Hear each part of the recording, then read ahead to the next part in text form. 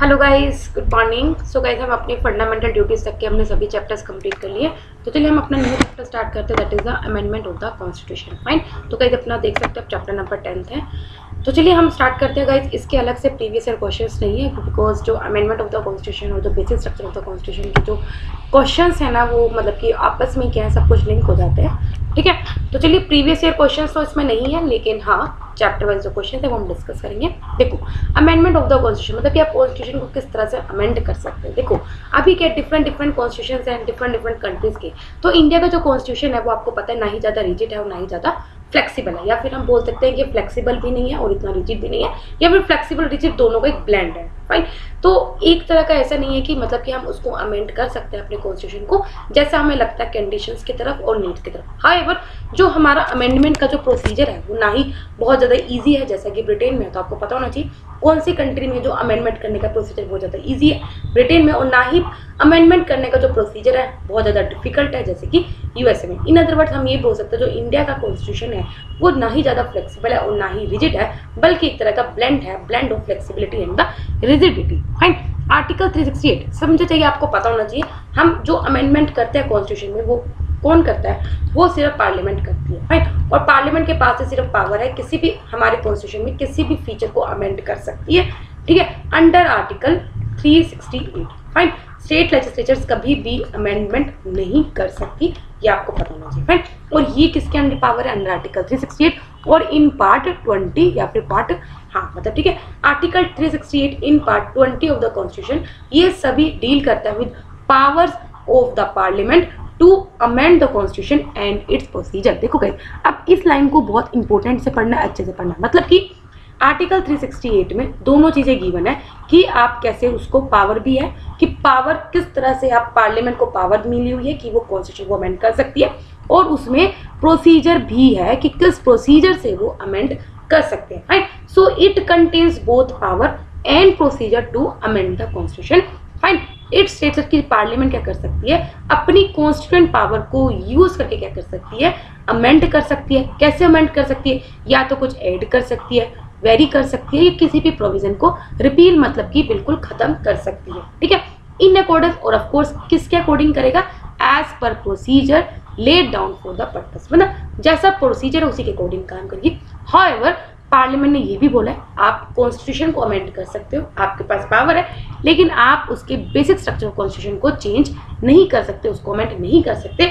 और ये जजमेंट की थी सुप्रीम कोर्ट ने केसवा नंदा भारती केस 1973 में, जो हम आई थिंक काफी बार डिस्कस कर चुके हैं। ठीक है, आगे बढ़ते हैं हम अपना प्रोसीजर क्या है, कैसे आप अमेंड कर सकते हो। देखो, अमेंडमेंट करने के लिए प्रोसीजर है वो किसमें, आर्टिकल 368। अभी हमने कहा कि आर्टिकल 368 में दोनों चीजें हैं, पावर्स भी हैं और क्या है, प्रोसीजर भी है। फाइन। देखो, सबसे पहले आपको क्या, ये आठों के आठों पॉइंट बहुत ज्यादा इंपॉर्टेंट है, और जहां मैं बोलूंगी बहुत ज्यादा इंपॉर्टेंट है तो वहां पे आपने फोकस करना है और स्पेशली अलग से लिखना है। देखो, जो अमेंडमेंट है कॉन्स्टिट्यूशन का, अमेंडमेंट के लिए जो रिक्वेस्ट है वो इनिशिएट आप बिल को आपको इंट्रोड्यूस करना पड़ेगा in either house of the parliament, मतलब कि आप वो बिल किसी भी हाउस में इंट्रोड्यूस कर सकते हो, चाहे वो लोकसभा हो चाहे वो राज्यसभा हो। फाइन। तो ये याद रखना कि आप सिर्फ इसको इनिशिएट कर सकते हो only in the parliament and not in the state legislature. ठीक है, ओनली इन द पार्लियामेंट कर सकते हो, लेकिन पार्लियामेंट में किसी भी हाउस में कर सकते हो, आइदर इन लोकसभा या राज्यसभा। आपको कंफ्यूज क्या किया जाएगा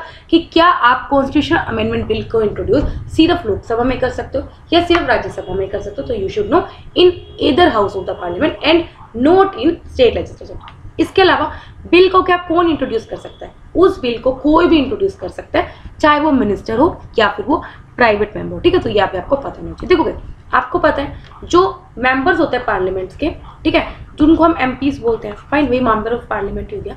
इनमें कुछ एमपीज होते हैं जो मिनिस्टर्स होते हैं, तो उन्हें हम क्या बोलते हैं, मिनिस्टर बोलते हैं। इवन के और जो ऐसे मेंबर्स होते हैं जो मिनिस्टर्स नहीं होते हैं, उन्हें हम क्या बोलते हैं, प्राइवेट मेंबर होते हैं। फाइन। तो वो बिल कोई भी इंट्रोड्यूस कर सकता है, चाहे वो मिनिस्टर कर सकता है, प्राइवेट मेंबर्स कर सकते हैं, और उस बिल को इंट्रोड्यूस करने के लिए आपको प्रायर परमिशन प्रेसिडेंट की नहीं चाहिए। देखो भाई, ये तीनों की तीनों जो लाइन अभी हमने पढ़ी है, 2 लाइन पढ़ी है, लेकिन इसमें वर्ड्स 3 है। ठीक है, 4 है वर्ड में। 4 कैसा है, पहली बात, कॉन्स्टिट्यूशन को अमेंड करने का जो इनिशिएटिव है वो हम सिर्फ पार्लियामेंट में इंट्रोड्यूस कर सकते हैं, स्टेट लेजिस्लेशन में नहीं कर सकते। ठीक है, तो सबसे पहला क्या गया, ओनली पार्लियामेंट। सेकंड क्या है, किसी भी हाउस में, ईदर हाउस, चाहे लोकसभा और राज्यसभा। तीसरा पॉइंट क्या है कि कोई भी इसको इंट्रोड्यूस कर सकता है, मिनिस्टर या फिर प्राइवेट मेंबर। चौथा क्या है कि हमें प्रायर परमिशन नहीं चाहिए, does not require prior permission of the president. Fine, तो गाइस ये जो चीज़ें मैं आपको पढ़ा रही हूँ ये बहुत ज़्यादा इंपॉर्टेंट है। फाइन, तो ये आपको चीज़ें याद रखनी है बिकॉज क्वेश्चंस में ऐसे एमसीक्यूज में आपको कंफ्यूज किया जाएगा। ठीक है, अगेन बिल को पास किया जाना चाहिए इन ईच हाउस, दोनों हाउसेस में बिल को पास होना चाहिए by a special majority. That is special majority का मतलब क्या होता है, जो हाउस की टोटल मेंबरशिप है, लाइक लोकसभा की जो टोटल मेंबरशिप है वो 552 सीट्स है। ठीक है, तो उसकी जो मेजोरिटी होगी वो and a majority of 2/3 of a member of the house present and with 552 में से उस वक्त सपोज करो 500 लोग प्रेजेंट है, तो उसके जो 2/3 मेंबर्स वहाँ प्रेजेंट और जो वोट कर रहे हैं उस मेजोरिटी से वो पास होना चाहिए। इसके अलावा दोनों हाउसेस के से बिल सेपरेटली पास होना चाहिए, लोकसभा से भी राज्यसभा से भी सेपरेटली पास होना चाहिए। अगर सपोज करो दोनों हाउसेस में डिस्प्यूट हो गया, डिसएग्रीमेंट हो गया, मतलब कि लोकसभा ने पास कर दिया राज्यसभा ने नहीं किया, या राज्यसभा ने पास कर दिया लोकसभा में नहीं हुआ, तो ज्वाइंट सिटिंग का कोई भी प्रोविजन नहीं है। देखो गाइस, आपको ये चीज पता होना चाहिए कि कॉन्स्टिट्यूशन अमेंडमेंट बिल के लिए कोई भी ज्वाइंट सिटिंग का प्रोविजन नहीं है, जबकि अगर ऑर्डिनरी बिल के बीच में डिसएग्रीमेंट हो जाता है लोकसभा राज्यसभा में तो ज्वाइंट सिटिंग का प्रोविजन है। ठीक है, तो ये आपको छोटी छोटी चीजें पता होनी चाहिए। Fine, so there is no provision for holding a joint sitting of two houses for the purpose of deliberation, so that वो डिस्कशन कर सकते हैं द बेस्ट ऑफ इट। ठीक है, अगेन वेरी इंपॉर्टेंट है। इसके अलावा अगर सपोज करो बिल में हम क्या करें, कुछ फेडरल प्रोविजंस को अमेंड करें, मतलब कि कॉन्स्टिट्यूशन में कुछ ऐसे प्रोविजन हैं जिसमें स्टेट्स की रेटिफिकेशन भी बहुत ज़्यादा मायने रखती हैं, स्टेट्स की परमिशन भी मायने रखती हैं, तो उन प्रोविजंस में आपको क्या करना होगा, हाफ ऑफ द स्टेट से आपको वो बिल रेटिफाई कराना पड़ेगा by a simple majority, that is a majority of members of the house present. Simple बात ये, 28 स्टेट्स हैं, 28 स्टेट में से अगर 14 से ज़्यादा स्टेट्स ने उस बिल को पास कर दिया, वो भी सिंपल मेजोरिटी से, तो उस बिल को पास कर दिया जाएगा। ठीक है, इसके अलावा अब अगर हाउसेस ऑफ पार्लियामेंट ने भी पास कर दिया और किसी बिल में अगर स्टेट लेजिस्लेचर से भी रेटिफाई कराना है, वो सब हो गया, तो फाइनली बिल को हम किसके पास भेजेंगे, प्रेसिडेंट के पास, उनके एसेंट के लिए। अब again very important thing, president को उस बिल को एसेंट देना ही होगा, मतलब कि उसे साइन करने ही होंगे, वो अपने पास रख नहीं सकता, विद होल्ड नहीं कर सकता,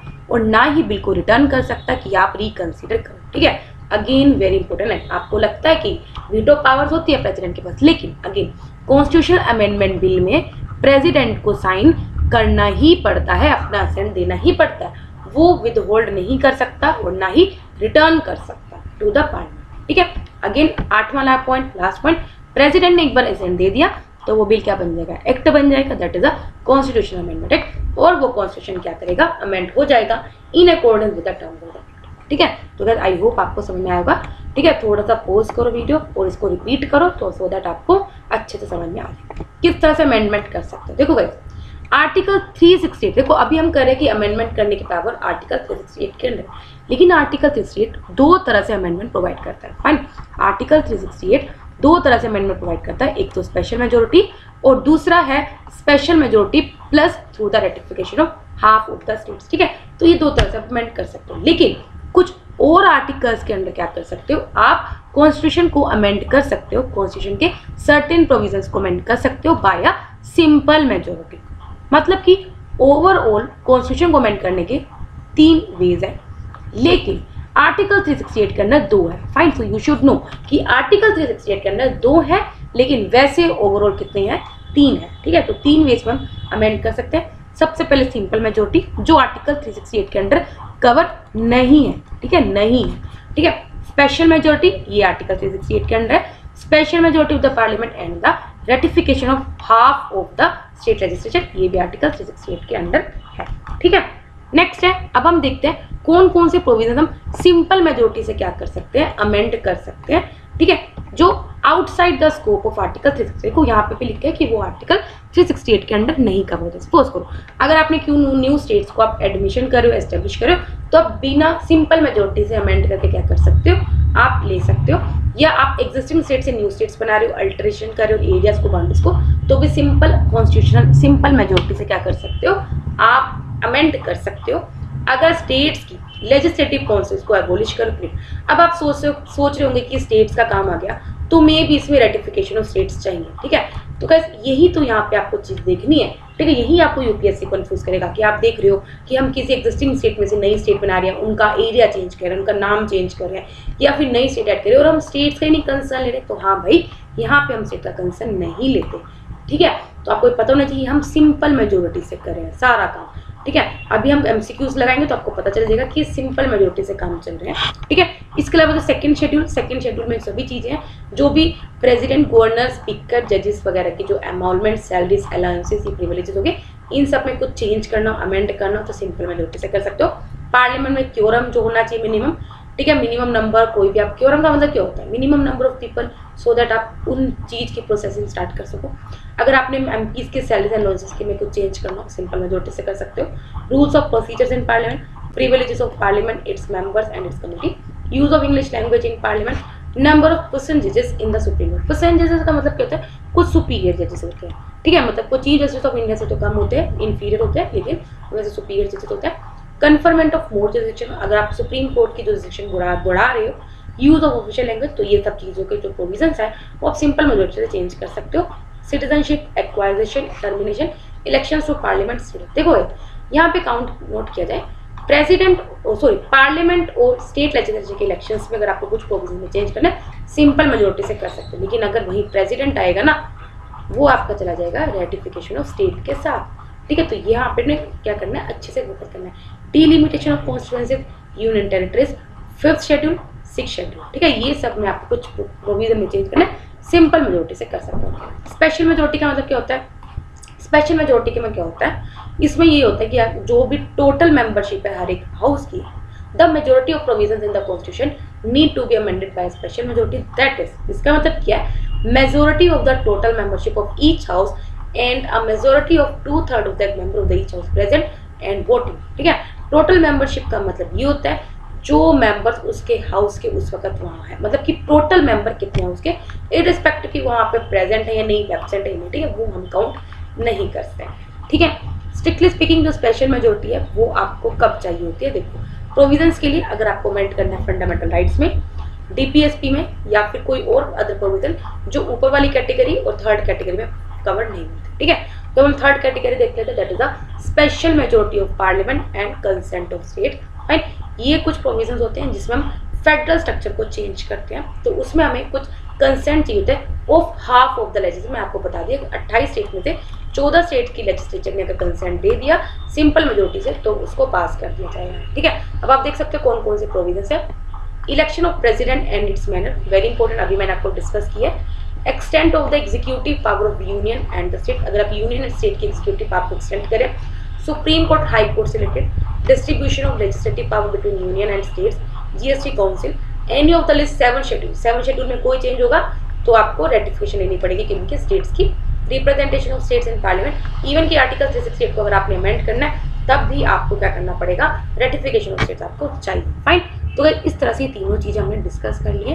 अब आप देख सकते हो क्रिटिसिज्म क्या हुआ है इस अमेंडमेंट प्रोसीजर का। देखो सबसे पहले ये बोला गया कि यूएसएम एक स्पेशल बॉडी है जो क्या करती है, कॉन्स्टिट्यूशन अमेंडमेंट को देखते जाते हैं, कॉन्स्टिट्यूशन कन्वेंशन, ठीक है। लेकिन इंडिया में ऐसी कोई भी प्रोविजन नहीं है जो क्या करती है, स्पेशल बॉडी नहीं है, ठीक है। तो जो कॉन्स्टिट्यूशन पावर है वो सिर्फ पार्लियामेंट को दे रखी है, फ्यू केसेस में इन द स्टेट, मतलब कि सिंपल बात ये कि सारी की सारी पावर किसके पास है, पार्लियामेंट के पास है, स्टेट लेजिस्लेचर के पास नहीं है, और हमारे पास कोई भी स्पेशल बॉडी नहीं है। अगेन सेकंड क्रिटिसिज्म आपको पता ही होगा कि जो पावर है अमेंडमेंट करने की वो सिर्फ पार्लियामेंट के पास है। सिमिलरली यूएस में भी क्या है, जो स्टेट लेजिस्लेचर है वो बिल को इनिशिएट नहीं कर सकती एक्सेप्ट एक वन केस में। सपोज करो अगर किसी स्टेट लेजिस्लेचर को अपनी लेजिस्लेशन काउंसिल को एबोलिश करना है तो वो रिक्वेस्ट पास करती है सेंटर को, ठीक है। तो बस इतनी ही पावर दे रखी है इंडिया ने भी, किन को, स्टेट लेजिस्लेचर को, ठीक है। स्टेट लेजिस्लेचर अपने आप से कोई भी कॉन्स्टिट्यूशन में अमेंड नहीं कर सकती and may not take any action on it, ठीक है। थर्ड यही बात है कि नो डाउट पार्लियामेंट में 3 तरह से आप अमेंड कर सकते हो, लेकिन मेजोरिटी जो पार्ट होता है ना कॉन्स्टिट्यूशन का पार्ट, वो पार्लियामेंट खुद ही अमेंड कर लेते हैं, या फिर स्पेशल मेजोरिटी से या फिर सिंपल मेजोरिटी से। मतलब कि बहुत ही कम केस ऐसे हैं जिसमें हम स्टेट का कंसेंट मतलब कि लेते हैं, और वो भी बहुत कम लेते हैं, हाफ ऑफ दैट, ठीक है। जबकि यही यूएसए में कितना है, 3/4 ऑफ द स्टेट्स है। फाइन। इसके अलावा कॉन्स्टिट्यूशन में, एक मिनट सर, थोड़ा सा हम इसको पोज करते हैं। यस, इसके अलावा क्या है, इसके अलावा क्रिटिसिज्म ये हुआ है, सपोज करो कुछ ऐसे अमेंडमेंट किए हैं, ठीक है, जिसमें स्टेट लेजिस्लेचर के पास हम पास करते हैं, तो कॉन्स्टिट्यूशन में कहीं भी टाइम फ्रेम मेंशन नहीं है कि किस टाइम में जो स्टेट लेजिस्लेचर है वो उसको रेटिफाई करके देंगे या रिजेक्ट करके देंगे, ठीक है। Also it is silent on the issue कि क्या स्टेट्स उस अप्रूवल को विड्रॉ कर सकती है after according the same. Fine. इसके अलावा फिफ्थ क्रिटिसिज्म क्या है कि ज्वाइंट सिटिंग का कोई भी प्रोविजन नहीं है अगर डेडलॉक हो जाए, डिसएग्रीमेंट हो जाए between the Lok Sabha and the Rajya Sabha on the other hand, जबकि ऑर्डिनरी बिल्स में प्रोविजन है ज्वाइंट सिटिंग का। फाइन। इसके अलावा इसने ये बोला कि अमेंडमेंट करने की प्रोसेस बिल्कुल भी अलग नहीं है, सेम प्रोसेस है जैसे हम कोई भी लॉ पास करते हैं, ठीक है, एक्सेप्ट स्पेशल मेजोरिटी के लिए जो कॉन्स्टिट्यूशनल अमेंडमेंट बिल्स है वो आप सिंपली पास करते हैं पार्लियामेंट के तरफ जैसे आप ऑर्डिनरी बिल्स पास करते हो। मतलब कि सिंपल बात है कि कोई भी डिफरेंट प्रोसीजर नहीं है, ठीक है। इसके अलावा बोला है कि जो प्रोविजंस हैं relating to the amendment procedure they are very sketchy, however they leave a wide scope for taking the matters to the judiciary. Fine. However despite this facts, हम ये मना नहीं कर सकते कि जो प्रोसेस है वो सिंपल है, ईजी है and has succeeded in meeting the changes need and condition. जो प्रोसीजर वो इतना भी फ्लेक्सिबल नहीं है कि कोई भी जो पार्टी मेजोरिटी में रूलिंग पार्टी है वो अपनी अकॉर्डिंग क्या कर सकते हैं, अपनी विल के अकॉर्डिंग उसको चेंज कर सके, और ना ही इतना रिजिड है कि कोई भी अपनी चेंजिंग नीड्स के अकॉर्डिंग उसको अडॉप्ट भी ना कर सके, ठीक है। इसलिए जो केसी वेर है, आपको इनके बारे में पता होना चाहिए, इन स्कोर के बारे में, कि इन्होंने ये सही बोला है कि it is a good balance between the flexibility and rigidity, जो हमने शुरू में पढ़ा था। इन दिस कंटेक्स्ट हमारे जो पंडित जवाहरलाल नेहरू हैं उन्होंने भी कॉन्स्टिट्यूशन में बोला है कि हम अपने कॉन्स्टिट्यूशन को सॉलिड बनाना चाहते हैं, परमानेंट बनाना चाहते हैं जैसे हमने बनाया है, लेकिन हमारे कॉन्स्टिट्यूशन में कोई परमानेंस नहीं है, मतलब कि कुछ फ्लेक्सिबिलिटी भी नहीं है, ठीक है। अगर हम कॉन्स्टिट्यूशन को रिजिड बना देंगे, परमानेंट बना देंगे, तो उससे क्या होएगा, हमारी नेशन की ग्रोथ नहीं हो पाएगी और जो एक लिविंग वाइटल ऑर्गेनिक पीपल की जो ग्रोथ वो नहीं हो पाएगी, ठीक है। इसलिए हमें उसको इतना परमानेंट या रिजिड भी नहीं बनाना चाहिए। सिमिलरली डॉक्टर BR अम्बेडकर ने भी कॉन्स्टिट्यूंट असेंबली में ऑब्जर्व किया और उन्होंने बोला कि जो असेंबली है उन्होंने फाइनली, मतलब कि नो डाउट हमने कॉन्स्टिट्यूशन बनाया, लेकिन असेंबली ने उसे फाइनल सील नहीं दे दी कि अब आप उसको चेंज नहीं कर सकते, ऐसी कोई सील नहीं दी, ठीक है। और उसको हम ना ही हमने लोगों के राइट को क्या किया, डिनाई किए कि हम कॉन्स्टिट्यूशन को अमेंड नहीं कर सकते, जैसा कनाडा में, मतलब कि कनाडा में आप कॉन्स्टिट्यूशन को अमेंड नहीं कर सकते, ठीक है। सो हमने क्या किया, हमने कॉन्स्टिट्यूशन को अमेंड करने की पावर दी है so that extraordinary terms and condition में हम उनको चेंज कर सके, जैसे यूएसए में, ऑस्ट्रेलिया में है, ठीक है। लेकिन अगेन एक प्रोसीजर भी दिया है सो दैट हम कॉन्स्टिट्यूशन को अमेंड कर सकें, ठीक है। अगेन जो केसी वीरे हैं उन्होंने क्या किया, अमेंडमेंट की वैरायटी, मतलब कि क्योंकि हमारे पास डिफरेंट प्रोसीजर है, 3 प्रोसीजर है, तो उसकी वैरायटी को क्या किया, एडमायर किया। He said this variety in the amending procedure is wise but really, मतलब कि अच्छा, काफ़ी बुद्धिमानी वाली बात है लेकिन बहुत कम पाया जाता है। अकॉर्डिंग टू ग्रैनविल ऑस्टिन, इनके नाम हम काफ़ी बार पढ़ते हैं, तो इन्होंने जो जो कीवर्ड्स पढ़ी हैं आपको पता होना चाहिए कि जो अमेंडमेंट प्रोसेस है वो खुद में एक बहुत important aspect of the constitution, although कि थोड़ी कॉम्प्लिकेटेड है लेकिन ये डाइवर्स भी है, ठीक है। तो बस एक काम करते हैं, क्योंकि ये छोटा चैप्टर था, हम सेकंड चैप्टर भी स्टार्ट करते हैं, that is the basic structure of the constitution, और इसको भी कंप्लीट करते हैं, ठीक है। Emergence of the basic structure, देखो अब देखो ये गाइस अच्छे से पढ़ना, क्योंकि हम इसमें डिफरेंट केसेस के बारे में पढ़ेंगे जो हम हाउएवर पहले पढ़ चुके हैं, जैसे हमने फंडामेंटल राइट्स का। फाइन। देखो क्वेश्चन ये आया था कि वेदर हम फंडामेंटल राइट्स को अमेंड कर सकते हैं या नहीं कर सकते अंडर आर्टिकल 368, ठीक है। तो जब इस पे डिस्प्यूट होने लगा तो पहली बार शंकरी प्रसाद केस में, मतलब कि क्या है, शंकरी प्रसाद केस में ये सुना गया कि जो फर्स्ट अमेंडमेंट एक्ट आया था, आपको पता है फर्स्ट अमेंडमेंट एक्ट में हमने क्या किया था, जो राइट टू प्रॉपर्टी जो कि हमारा फंडामेंटल राइट है उसको हमने क्या किया था, कर्टेल किया था, ठीक है। तो तभी इस केस आया शंकरी प्रसाद केस, जिसमें ये बताया गया कि जो हमने राइट टू प्रॉपर्टी एक्ट को कर्टेल किया है कि क्या वो कॉन्स्टिट्यूशन वैलिड है या नहीं, यही शंकरी प्रसाद केस था, ठीक है। फिर सुप्रीम कोर्ट ने ये जजमेंट दी कि पार्लियामेंट के पास पावर है कि वो फंडामेंटल राइट्स को अमेंड कर सकती है अंडर आर्टिकल 368, ठीक है। और जो कॉन्स्टिट्यूशनल अमेंड में जो होता है वो वर्ड लॉ के अंडर कवर नहीं होगा अंडर आर्टिकल 13, ठीक है। मतलब कि आर्टिकल 13 में जो लॉ वर्ड की डेफिनेशन है उसमें सिर्फ ऑर्डिनरी लॉज कवर होते हैं, जबकि कॉन्स्टिट्यूशनल अमेंडमेंट एक्ट्स कवर नहीं होते, ठीक है। और अगर कॉन्स्टिट्यूशनल अमेंडमेंट एक्ट के थ्रू अगर आपने फंडामेंटल राइट में कुछ अमेंड किया है तो वो मतलब कि नल एंड वॉइड कंसिडर नहीं किए जाएंगे। इसलिए पार्लियामेंट के पास राइट है कि वो फंडामेंटल राइट्स को भी अमेंड कर सकती है और आपसे छीन सकती है by enacting a constitutional amendment act, और उस लॉ को वॉइड नहीं माना जाएगा अंडर आर्टिकल 30। ऐसा कब बोला था? शंकरी प्रसाद केस 1951। तो आई होप अब आपको शंकरी प्रसाद केस 1951 के बारे में पता होना चाहिए। सिंपल बात है, ये केस क्यों आया था? क्योंकि राइट टू प्रॉपर्टी को कर्टेल कर दिया था। तो शंकरी प्रसाद केस में सुप्रीम कोर्ट ने बोला कि हाँ, पार्लियामेंट फंडामेंटल राइट्स को भी अमेंड कर सकती है और वो अमेंडमेंट होगा वो एज अ लॉ कंसीडर नहीं किया जाएगा अंडर आर्टिकल 30। फाइन। फिर क्या हुआ? अब क्या हुआ? फिर पार्लियामेंट आई। पार्लियामेंट ने क्या किया? 17th अमेंडमेंट एक्ट आया, लेके आई 1964, जिसमें उसने क्या किया? कुछ सर्टेन एक्ट्स को 9 शेड्यूल में डाल दिया। अब उसको चैलेंज होने लगा। अब चैलेंज होने के लिए फिर आए गोलकनाथ केस 1967 में। तो सुप्रीम कोर्ट ने क्या किया? अपनी जजमेंट को थोड़ा क्या किया? रिवर्स किया। तो सुप्रीम कोर्ट ने बोला कि जो फंडामेंटल राइट्स है वो क्या है? ट्रांसेंडेंट है, मतलब कि काफी ज्यादा सुपीरियर है, एंड इम्यूटेबल है, मतलब कि वो जो फंडामेंटल राइट्स की जो पोजीशन है वो बहुत ज्यादा सुपीरियर है, और इसलिए पार्लियामेंट किसी के भी फंडामेंटल राइट्स को ले नहीं सकती। मतलब कि 1951 में तो बोला ले सकती है, 1961 में 7 में अपनी क्या करते जजमेंट को रिवर्स कर दिया और बोल दिया कि फंडामेंटल राइट्स को नहीं ले सकते। तो और जो कॉन्स्टिट्यूशनल अमेंडमेंट एक्ट है वो भी एज अ लॉ के मीनिंग में कवर होगा अंडर आर्टिकल 13, एंड हेंस अगर कॉन्स्टिट्यूशनल अमेंडमेंट एक्ट के थ्रू आप किसी का फंडामेंटल राइट चेंज करते हो तो अब वो आर्टिकल 13 के under null and void count होगा। मतलब कि बिल्कुल अपनी जजमेंट को रिवर्स कर दिया। अब क्या किया?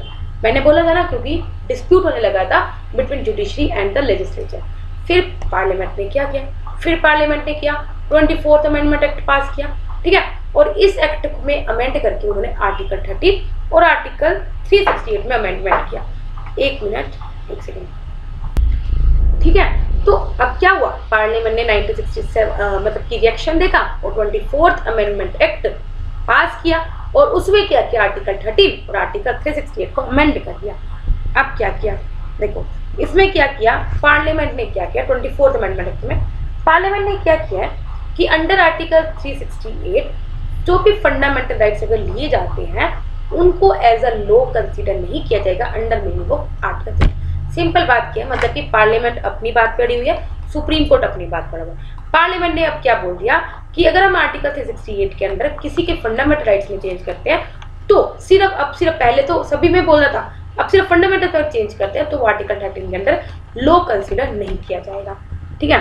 अब देखो, अब फिर आया केस नंबर भारती केस 1973 में। तो सुप्रीम कोर्ट ने बोला कि ऐसा है ना, अब आप मेरी बात सुनो, जो आपने 24th अमेंडमेंट एक्ट पास किया हम उसको कॉन्स्टिट्यूशन वैलिड मानते हैं, लेकिन फिर उन्होंने बोल दिया कि पार्लियामेंट के पास पावर है कि वो किसी के भी फंडामेंटल राइट्स को चेंज कर सकता है। यही तो उन्होंने बोला ना, 24th अमेंडमेंट एक्ट में पार्लियामेंट ने क्या बोला कि हम फंडामेंटल राइट्स को चेंज कर सकते हैं और वो एज अ लॉ में कवर नहीं होगा इन आर्टिकल 13। और ये पढ़ते हैं आर्टिकल 13 में अगर कोई फंडामेंटल राइट को वायलेट करता है तो उसको हम कंसीडर कर सकते हैं, ठीक है। लेकिन सेम टाइम सुप्रीम कोर्ट ने लगा दी कंडीशन ऑफ बेसिक स्ट्रक्चर। उन्होंने बोला कि पार्लियामेंट क्या कर सकती है, under article 368 basic structure of constitution को चेंज नहीं कर सकती है, फंडामेंटल राइट चेंज कर सकती है, अमेंड कर सकती है, लेकिन बेसिक स्ट्रक्चर को अल्टर नहीं करती। मतलब कि पार्लियामेंट कैन नॉट एब्रिज और take away a fundamental right that forms a bear of the basic structure. Simple बात है।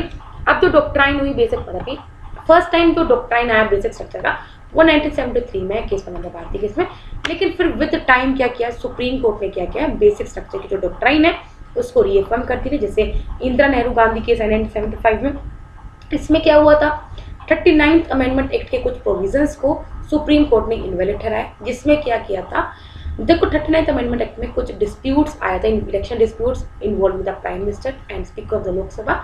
ये बोला था कि अगर ऐसा कुछ डिस्प्यूट होता है तो वो जुरिस्डिक्शन में नहीं आएगा सुप्रीम कोर्ट की। तो सुप्रीम कोर्ट ने 39th अमेंडमेंट एक्ट के इस प्रोविजन को क्या किया, इनवैलिड किया, और कोर्ट ने बोला कि ये जो प्रोविजन है वो पार्लियामेंट की अमेंडिंग पावर से बियॉन्ड है, बिकॉज ये सब चीजें बेसिक स्ट्रक्चर का पार्ट है, ठीक है। और अगेन देखो पार्लियामेंट भी बाज नहीं आ रही है, पार्लियामेंट ने फिर रिएक्ट किया और पार्लियामेंट ने फिर 42nd अमेंडमेंट एक्ट लेके 1976 में, इस एक्ट में उन्होंने क्या किया, आर्टिकल 368 को अमेंड किया और डिक्लेयर किया that there is no limitation on the constituent power of the parliament and no amendment can be question in any court on any ground including that of the contravention of any of the fundamental right. However supreme court ने Minerva Mills case में बोला 1980 में कि judicial review मतलब कि 42nd amendment act से parliament ने क्या किया, जुडिशियल रिव्यू की पावर छीन ली जुडिशरी की, ठीक है। फिर सुप्रीम कोर्ट बोला 1980 में मिनर्वा केस में कि नहीं भाई, जुडिशियल रिव्यू खुद में एक बेसिक फीचर है कॉन्स्टिट्यूशन का और वो आप नहीं छीन सकते, ठीक है। तब से जो कॉन्स्टिट्यूशन है वो क्या करता है, सिंस इससे जो कॉन्स्टिट्यूशन है उसने क्या किया है, पार्लियामेंट को जो अमेंडिंग पावर दे रखी है लेकिन वो लिमिटेड दे रखी है और पार्लियामेंट एब्सोल्यूट पावर को यूज नहीं कर सकती। इंडीड जो लिमिटेड पार्लियामेंटिंग पावर है वो खुद में एक बेसिक फीचर किसका, कॉन्स्टिट्यूशन का। Therefore the limitations on that power can not be destroyed, ठीक है। In other words parliament under article 368 अपनी अमेंडिंग पावर को एक्सपेंड नहीं कर सकती, ठीक है। मतलब कि कॉन्स्टिट्यूशन को रिपील एब्रोगेट करने के लिए अपनी अमेंडिंग पावर को एक्सीड नहीं कर सकती और ना ही बेसिक फीचर को क्या कर सकती, वो डिस्ट्रॉय कर सकती। फाइन। अगेन फिर वमन राव केस है 1981 का, तब सुप्रीम कोर्ट ने क्या किया, डॉक्ट्राइन ऑफ बेसिक स्ट्रक्चर से जुड़ा रहा और फर्दर क्लैरिफाई किया दैट कि जितने भी कॉन्स्टिट्यूशन अमेंडमेंट्स हुए आफ्टर 24 अप्रैल 1973 उन सब में ये सब चीजें अप्लाई की जाएंगी। अब आप देख सकते हो कुछ चीजें जो बेसिक फीचर का फॉर्म करती हैं। अब आप देख सकते हो एलिमेंट्स क्या क्या बेसिक फीचर को फॉर्म करते हैं। Supremacy of the Constitution, sovereign democratic and republican nature of the Constitution, secular character of the fine. तो guys secular character of the constitution ये क्या बेसिक फीचर है, ठीक है। Separation of power between legislative, executive, judiciary, federal character of the Constitution, unity and integrity of the nation, welfare state, judicial review. देखो again एक बार हम यहाँ द्वारा पढ़ लेते हैं। पार्लियामेंट ने मतलब कि पार्लियामेंट ने को अंडर आर्टिकल 368 वो पार्ट ऑफ द किसी भी कॉन्स्टिट्यूशन किसी भी पार्ट को अमेंड कर सकते हैं including the fundamental right, however without affecting basic structure. Again however supreme court ने अभी तक डिफाइन नहीं किया ना ही क्लैरिफाई किया कि बेसिक स्ट्रक्चर में क्या क्या कॉम्प्राइज होता है, लेकिन डिफरेंट जजमेंट्स में उन्होंने क्या किया, डिफाइन किया, ठीक है। अब वही हम पढ़ रहे हैं, ठीक है। Welfare state, judicial review, freedom and dignity of the individual, parliamentary system, rule of law, harmony and balance between fundamental rights and DPSP, principle of equality, free and fair elections, independence of judiciary, limited power of parliament to amend the constitution, effective access to justice, principles underlying fundamental rights, power of supreme court under article 32, 136, 140 and 142, power of high courts under article 226 and 220। ठीक है guys, अब आपको क्या करना है, अब ये काम आपका, ये होमवर्क आपका है कि किस किस केस में जो सुप्रीम कोर्ट है उन्होंने क्या किया है, बेसिक स्ट्रक्चर को ऐड करता है, ठीक है। तो ये आपको टेबल खुद पढ़ना है और यहाँ पे हमारा जो बेसिक स्ट्रक्चर कॉन्स्टिट्यूशन है वो भी कंप्लीट होता है, ठीक है। कल से हम अपना पार्ट सेकंड स्टार्ट करेंगे, बाकी हम फिलहाल अब इसके क्वेश्चंस कर लेते हैं, बिकॉज ऑफ कोर्स क्वेश्चंस के बिना तो चीज़ें क्या रहेंगी, अधूरी रहेंगी, ठीक है। तो क्वेश्चंस काफ़ी इंपॉर्टेंट है। चलिए स्टार्ट करते। सबसे पहले अमेंडमेंट ऑफ द कॉन्स्टिट्यूशन का चैप्टर का है, अब आप देख सकते हो चैप्टर 10 है ये अमेंडमेंट ऑफ द कॉन्स्टिट्यूशन। चलिए इसके क्वेश्चन, पहला क्वेश्चन स्टार्ट करते हैं। बड़ा इंपॉर्टेंट क्वेश्चन है इस चैप्टर के। Consider the following statement, an amendment of the constitution of India can be initiated by the introduction of bill only in the Lok Sabha. अभी बोला ओनली इन द लोकसभा, नहीं भाई। The bill for the amendment of the constitution of India has to be passed in each house by a majority of the total membership of that house and by a majority of not less than 2/3 of the member of that house present voting। ये बात बिल्कुल correct है। तो कौन सा statement correct है, only 2। Next question है, if N amendment of the constitution of India seeks to make any change in certain item, the amendment required to be ratified by the legislature of not less than half of the states before the bill making provision of such amendment, which of the following। Simple बात पूछा है, ठीक है। कौन से ऐसे items हैं जिसमें आपको स्पेशल मेजोरिटी प्लस आपको रेटिफिकेशन ऑफ स्टेट चाहिए। सिंपल बात है, आपको वो प्रोविजन बताने हैं, ठीक है। ज़्यादा दिमाग नहीं लगाना, क्वेश्चन पे अच्छे से पढ़ो। Representation of states in parliament, yes मैंने अभी बताया। Any of the list in 7 schedule, yes. Manner of election in present, ये बताओ। तीनों के तीनों में आपको रेटिफिकेशन ऑफ स्टेट चाहिए। तो इसके जो करेक्ट आंसर है वो फर्स्ट, सेकंड एंड थर्ड। आपको पता है रिट जुरिस्डिक्शन, रिट जुरिस्डिक्शन की जो पावर, अगर हाईकोर्ट में जो रेस्ट्रिक्शन लगाना है वो किसके थ्रू पॉसिबल है, ठीक है। तो गाइस मैं आपको फिर बता दूं, इसमें आपको रेटिफिकेशन ऑफ स्टेट चाहिए, ठीक है। अब आप 4 ऑप्शन पढ़ो, आपको पता चल जाएगा, ठीक है। इसमें सिर्फ स्पेशल मेजोरिटी की बात करी हुई है, इसमें सिंपल मेजोरिटी की बात की है इसमें इन्होंने बोला by together with ratification of state of the state legislature, ठीक है। तो आपको जो करेक्ट आंसर है वो है सी। फाइन। नेक्स्ट क्वेश्चन है, अगर आपको कॉन्स्टिट्यूशन अमेंडमेंट बिल में अगर दोनों हाउसेस ने पास कर दिया तो प्रेसिडेंट को क्या करना पड़ेगा? असेंट देना ही पड़ेगा, अपना दे सकता है, may give his assent. Fine. Withhold कर सकता है रिटर्न, मैंने अभी आपको पता है उसको देना ही पड़ेगा, ना वो विद होल्ड कर सकता, ना वो disconsider, shall give his assent. तो अभी पढ़ा था, तो A is the correct option. Which of the following are matters on which the parliament has power to modify provisions? Simple majority से कर सकता है। Alteration of name, boundaries and area, अभी पढ़ा था, यस। अपॉइंटमेंट ऑफ एडिशनल जजेस, administration of the second chamber of the state legislature. देखो ये बात बिल्कुल सही है, मतलब कि अगर आपको लेजिस्लेटिव काउंसिल को एबोलिश करना, मैंने बोला था, वो कर सकता है। Administration of schedule areas, article sorry 5th schedule, 6th schedule, ये स्पेशल सिंपल मेजोरिटी है, ये बात बिल्कुल है। देखो सुप्रीम कोर्ट जो हाई कोर्ट है वो मैंने आपको बताया था, वो रेटिफिकेशन ऑफ स्टेट्स में जाता है। देखो जो करेक्ट आंसर है वो 1st, 3rd एंड 4th है। Constituent power of parliament to amend of the constitution कहाँ पे कवर होगा, ठीक है। मतलब कि जो आपको पावर है पार्लियामेंट का to amend the Constitution includes power to amend by way of addition, variation और repeat of the provision constitution. ये बात बिल्कुल करेक्ट है, ठीक है।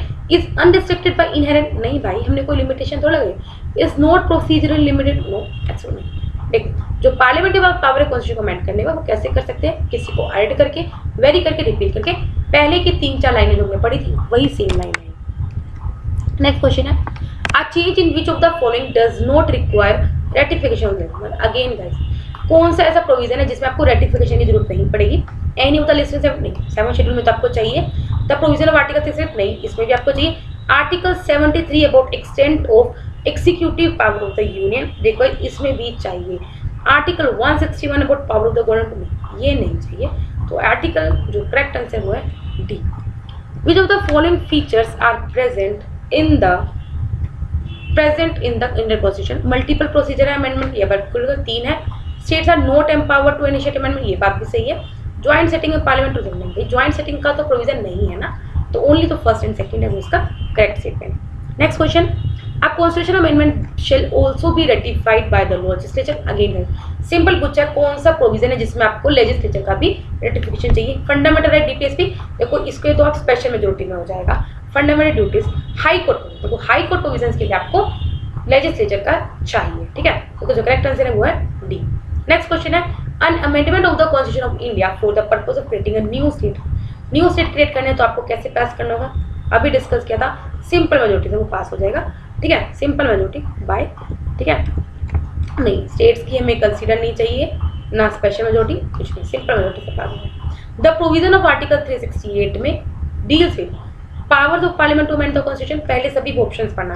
Procedure for amendment of the constitution, power as well as procedure for amendment of the constitution, passing and ratification. अभी मैंने कहा था आर्टिकल 368 में पावर और प्रोसीजर दोनों है भाई, ठीक है। तो इसका जो करेक्ट आंसर क्या है वो सी। फाइन। नेक्स्ट है, how can an amendment in a list in the 7th schedule? अभी पता है 7th शेड्यूल में कैसे पास होगा? आपको रेटिफिकेशन ऑफ स्टेट्स चाहिए, ठीक है।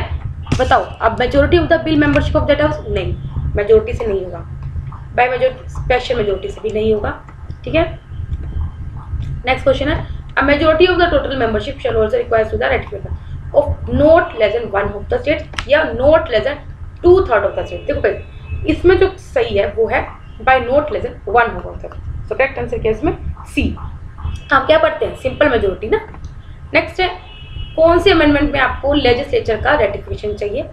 आर्टिकल 157, 123। देखो अभी आपको कहीं से पता ही नहीं हुआ तो आप ज़्यादा दिमाग मत लगाओ, मैं आपको बता दूं इलेक्शन ऑफ प्रेसिडेंट में हमने देखा था कि उसमें आपको रेटिफिकेशन चाहिए, तो जो करेक्ट आंसर है वो है डी। नेक्स्ट क्वेश्चन है इसका, लास्ट क्वेश्चन इस चैप्टर का, consider the following statement related to article 368।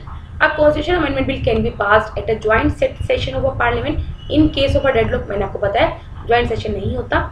It is obligatory for president of India to give assent, yes बिल्कुल पैसे नहीं, ऑब्लिगेटरी उसको देना ही पड़ेगा। देखो अगर आपको एलिमिनेशन मेथड लगाना आपको पता है फर्स्ट नहीं है तो फर्स्ट लटा दो, अपने आप आ जाएगा आंसर, ठीक है। लेकिन स्टिल क्योंकि हम पढ़ेंगे अभी, to amend 7th schedule of the constitution ratification, yes अभी हमने पढ़ा रेटिफिकेशन चाहिए। A proposal to amend the constitution can only be introduce in the house of people, नहीं देखो हाउस ऑफ पीपल लोकसभा को बोलते हैं, ठीक है, किसी भी हाउस में हो सकता है, ओनली नहीं होगा भाई, तो जो करेक्ट आंसर वो है सेकंड एंड थर्ड। फाइन। तो अगर इस चैप्टर के हमने जो क्वेश्चन है वो हमने कर लिए। नेक्स्ट जरा हम देखते हैं अपना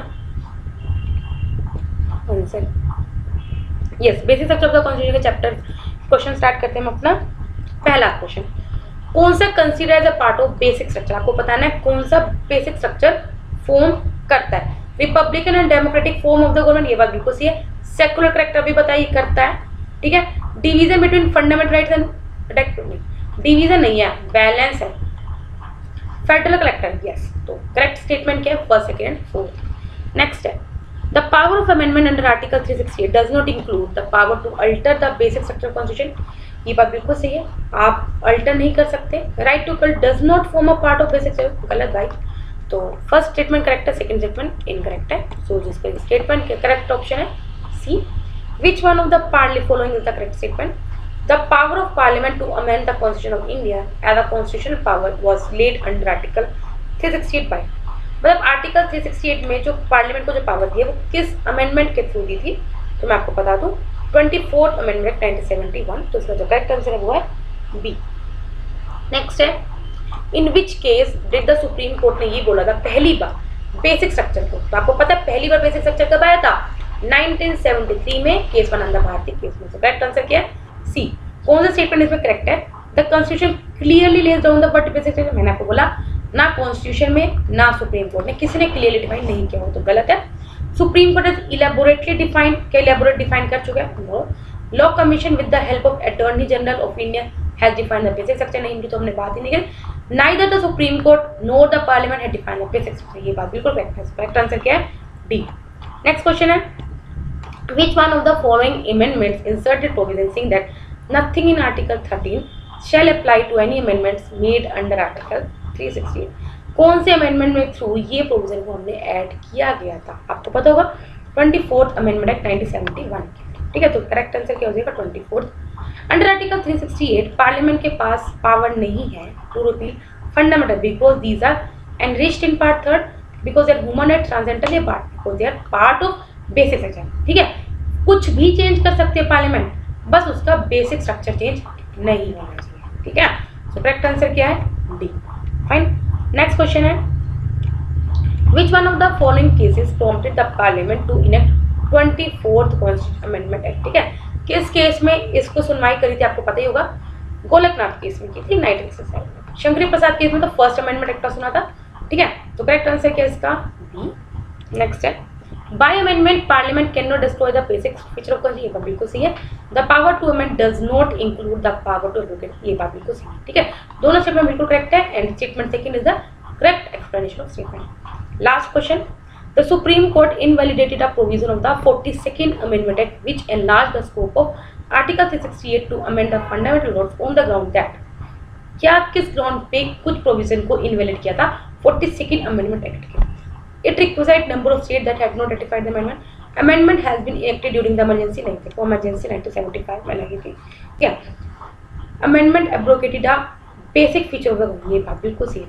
उस amendment ने basic feature को क्या किया था, वायलेट किया था, उसको डिस्ट्रॉय किया था।